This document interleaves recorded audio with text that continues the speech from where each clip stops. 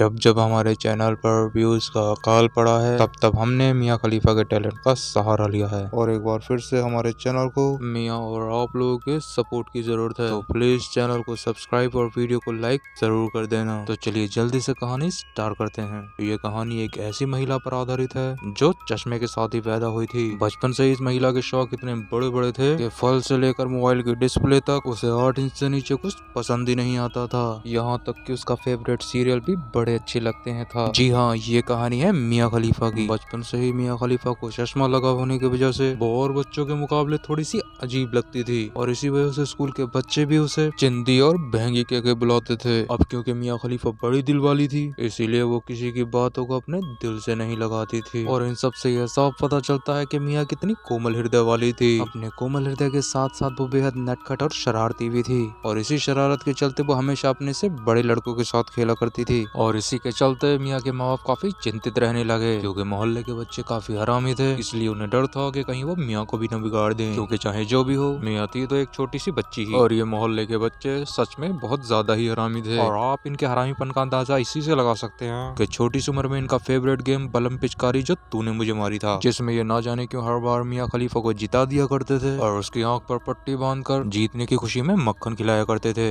वैसे मियां इस बात से थोड़ा सोच में पड़ जाया करती थी कि ना हमारे मोहल्ले में कोई गाय भैंस पालता है और ना यहाँ दूर दूर तक कोई दूध की डेयरी है, तो फिर आखिर ये मोहल्ले के लड़के इतना सारा मक्खन लाते कहाँ से हैं। मियां को ये सोचते सोचते काफी दिन बीत जाते हैं लेकिन उसे कोई भी जवाब नहीं मिलता। खैर ये सब इसी तरह से चलता रहा और मियां हर बार गेम में जीतती रही और मोहल्ले के लड़के उसे इसी तरह से रोज रोज मक्खन खिलाते रहे। अब न जाने आखिर ये ऐसा कौन सा मक्खन था जिसे वो मियां को खिला खिला कर खुद तो छुआरे की तरह सूख गए, लेकिन मियां मोहल्ले के लड़कों का मक्खन खा खा कर वक्त से पहले ही जवान हो गई। अब इधर मोहल्ले के लड़के सूख सूख कर छुआरा हो चुके थे और उधर मियां वक्त से पहले जवान हो चुकी थी और इसी के चलते अब मोहल्ले के सारे लड़के मियां के साथ रोज बलम पिचकारी वाला खेल खेलने लगे। अब ये सब देखकर मियां के पापा को बहुत ज्यादा गुस्सा आता है, जिसके चलते वो मियां का घर से बाहर निकलना बंद कर देते हैं, जिसके चलते घर पे पड़े पड़े मियां बोर होने लगती है और वो अपनी बोरियत दूर करने के लिए अपनी फिटनेस पर ध्यान देना शुरू कर देती है। अब क्योंकि फल और हरी सब्जियां सेहत के लिए अच्छी होती हैं इसीलिए वो अपनी फेवरेट सब्जी गाजर, मूली, खीरा और मूली को अपनी फेवरेट सब्जियों में ऐड कर लेती है। हाँ खैर वो बात अलग है कि मार्केट से लाने के बाद वह कभी भी उन सब्जियों को नहीं खाया करती थी, बल्कि इसके बजाय वो मार्केट से सब्जी लाने के बाद न जाने क्यों घर के बाहर रखे डस्टबिन में फेंक दिया करती थी। अब मियां को रोज ये सब करते हुए उसके घर के बाहर बैठा भिखारी उसे देख लेता है, जिसके बाद वो बेचारा भूख के चलते डस्टबिन में फेंकी गई उन सब्जियों को निकाल कर खाने की कोशिश करता है, लेकिन सब्जियों पे लगे एक अजीब से चिपचिपे पदार्थ के कारण वह भिखारी भी उन सब्जियों को नहीं खा पाता।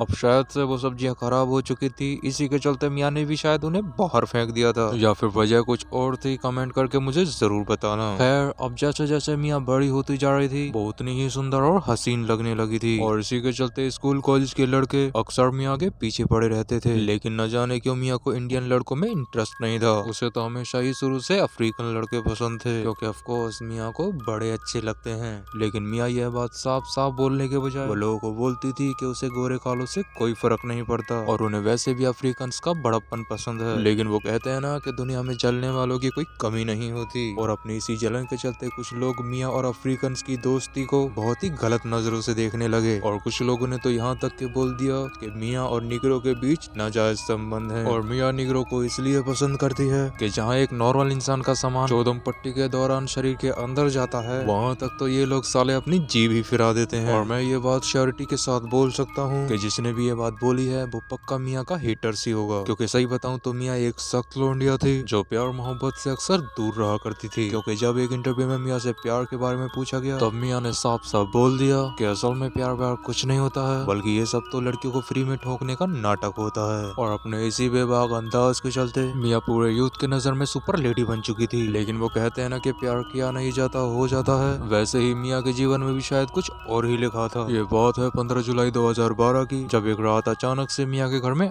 आग लग जाती है और आग इतनी ज्यादा थी कि उस पे काबू पाना नामुमकिन था, जिसके चलते जल्द ही वहाँ पर फायर ब्रिगेड को बुला लिया गया।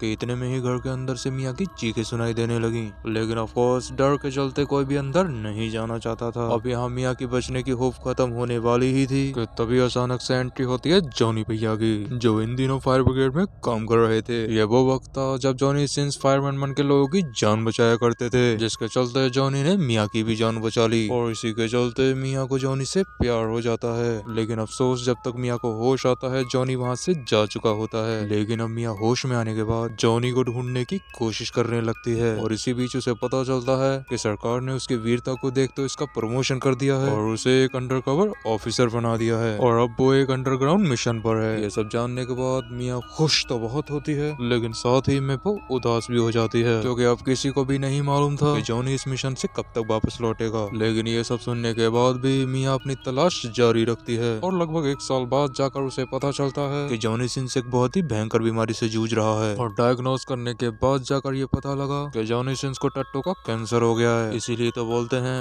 कि गुटखा थोड़ा कम खाना चाहिए। अब ये बात सुनकर मियाँ बहुत ही ज्यादा रोने लगती है। लेकिन आप लोग तो जॉनी भैया के बारे में जानते ही हो, वो जल्दी अपनी सुपर ह्यूमन स्ट्रेंथ के चलते इस बीमारी से बहुत ही जल्दी ठीक हो जाते हैं और ठीक होने की खबर सुनकर मियाँ तुरंत हॉस्पिटल में जॉनी से मिलने जाती है, जहाँ जाकर उसे पता चलता है कि जॉनी कोई आम इंसान नहीं बल्कि वो तो एक महापुरुष है। इतनी भयंकर बीमारी में इतनी जल्दी ठीक होना ये हर किसी के बस की बात नहीं। इसके आगे डॉक्टर ने बताया कि जॉनी की इसी ह्यूमन पावर के चलते नासा वाले उसे अपने साथ ले गए हैं, क्योंकि वो चाहते हैं कि जॉनी मंगल ग्रह पर एक मिशन के लिए जाए, जो कि पूरा करना किसी आम इंसान के बस की बात नहीं। ये सब सुनते ही मियाँ फिर से उदास हो जाती है और वो भागकर तुरंत नासा के लैब की ओर जाती है। लेकिन अफसोस जॉनी का स्पेसशिप यहाँ से जा चुका था। मियाँ बहुत ही ज्यादा उदास हो जाती है और वो आज भी उसी उदास में अपना जीवन जी रही है। शायद उसे इंतजार है जॉनी भैया के मंगल ग्रह से वापस लौट कर आने का। अब अगर तुम लोग भी चाहते हो कि जॉनी भैया और मियाँ एक हो जाएं, तो प्लीज इस वीडियो को एक प्यारा सा लाइक कर देना और हाँ, जाते जाते कमेंट बॉक्स में उनके मिलने की दुआ भी कर लेना। तो बस आज की वीडियो में इतना ही। अगर आपको वीडियो देखने में मजा आए तो प्लीज वीडियो को लाइक कर देना और अगर आप चैनल पर नए तो साथ ही चैनल को सब्सक्राइब कर देना। तो मैं मिलूंगा इसी तरह की एक और नेक्स्ट वीडियो में। तब तक के लिए take care and bye bye and love you all.